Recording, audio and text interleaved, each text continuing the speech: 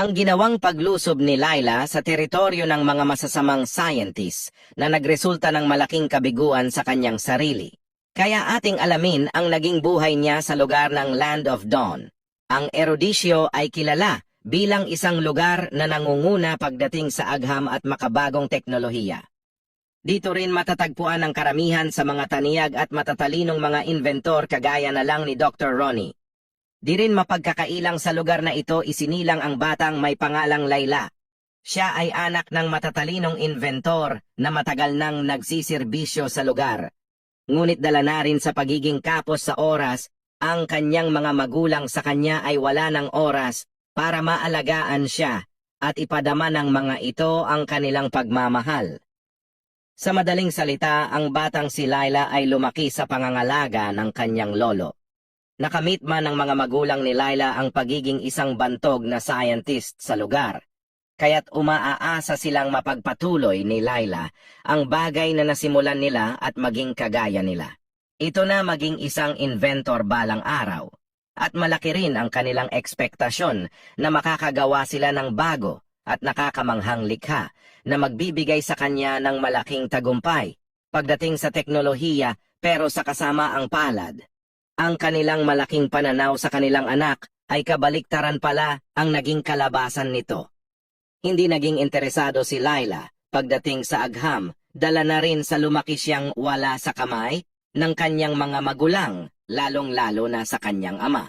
Dahil dito, lumaki si Layla na iba ang kanyang pagkatao at nakahiligan kaysa sa kanyang mga magulang. Sa halip na itakda niya ang kanyang puso sa misteryong dala ng agham, mas pinili pa niyang sundin ang naging buhay ng kanyang lolo, ang miyembro ng City Guard sa lugar ng Erodisyo. Taglay ng kanyang lolo ang ugaling may pagkahilig sa pakikipagsapalaran, mapagsaliksik at palaban sa sarili pagdating sa katwiran sa ilalim ng kanyang pamumuno noong panahong aktibo pa siya bilang isang City Guard. Dahil sa paggabay na ipinadama ng lolo ni Layla sa kanya, kabataan pa lang niya ay tinuruan na siya nito ng iba't ibang diskarte pagdating sa pakikipaglaban. Hindi lang ito ang itinuro sa kanya, pati na rin pagdating sa pag-iimbestiga at paggawa ng makatotohanan ng pagrarason. Samantalang habang lumalaki si Layla, ang kanyang pagiging uhaw sa kaalaman ay lumago rin. At dumating sa puntong, nagnanais rin siyang lakbayin ang buong mundo para magsaliksik at maging malakas. Dala na rin sa sobrang nasasabik siya sa planong ito, di na niya mapigilan ang kanyang sarili na gawin ang paglalakbay. Napag-isipan rin niya na ang teknolohiyang mayroon ng erodisyo ay dapat di lang ang lugar na to ang makikinabang sa teknolohiyang mayroon dito, kundi kailangan rin itong gamitin para maging panimula ng pagbabago sa buong mundo. Gayunpaman, ang pangarap ni Layla na maglakbay sa labas ng erodisyo ay ipinagbawal ng kanyang ama. Dahil na rin sa alam nilang may mga panganib na mangyayari kung sakaling lalabas ito sa erodisyo. Gusto ng kanyang mga magulang na maging hinog muna ang pag-iisip ng kanilang anak para mapag-isipan niya ang lahat ng mga bagay na ito bago niya pasukin ang paglalakbay. Ngunit lahat ng mga pagbabawal ng kanyang mga magulang sa kanya ay nagresulta lamang ito ng pagkasama ng kanyang loob. Hindi niya pinakinggan ang pagbabawal ng kanyang ama sa kanya. Sa katunayan ay tila nagbingi-bingihan ang batang si Layla sa mga salitang sinasabi ng kanyang mga magulang.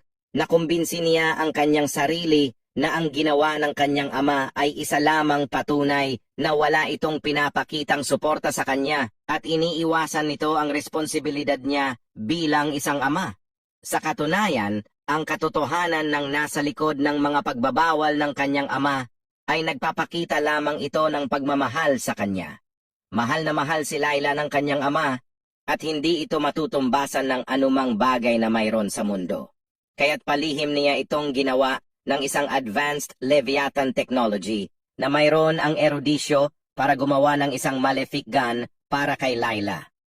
Pagkatapos niyang ginawa ang malefic gun, nagkaroon ng pagkatakot ang ama ni Layla, baka sakaling supresa niya itong ibigay ay hindi ito tatanggapin ng kanyang anak. Kaya ang ginawa niya ay ibinigay niya ito sa lolo ni Layla para siya na lang ang magbigay sa kanyang apo.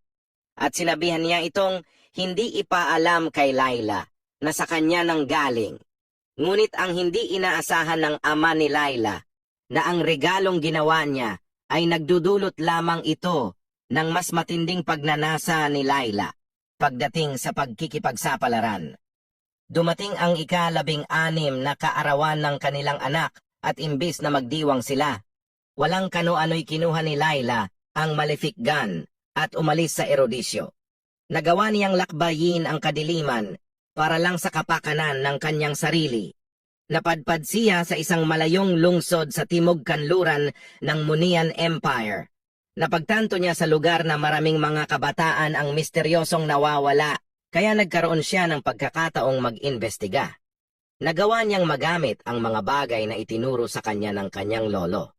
Habang sinusundan niya ang mga bakas na nagtuturo kung saan nakapwesto ang mga taong may masasamang loob, doon ay nakita at natagpuan niya ang isang grupo ng mga kriminal na siyang utak sa mga nagaganap na pangdudukot sa mga bata.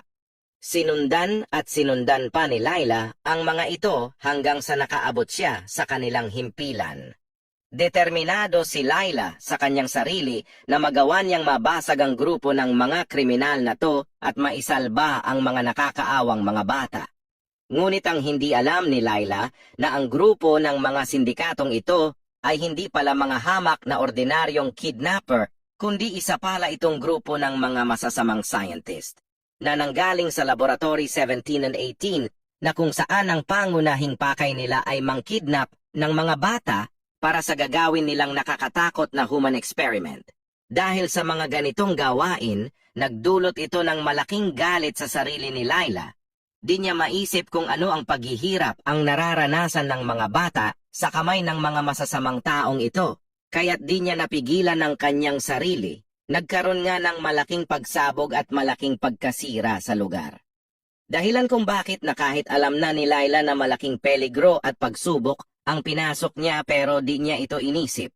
Bagkus mas inisip pa niya ang mga kalagayan ng mga batang na sa pihit ng kamatayan.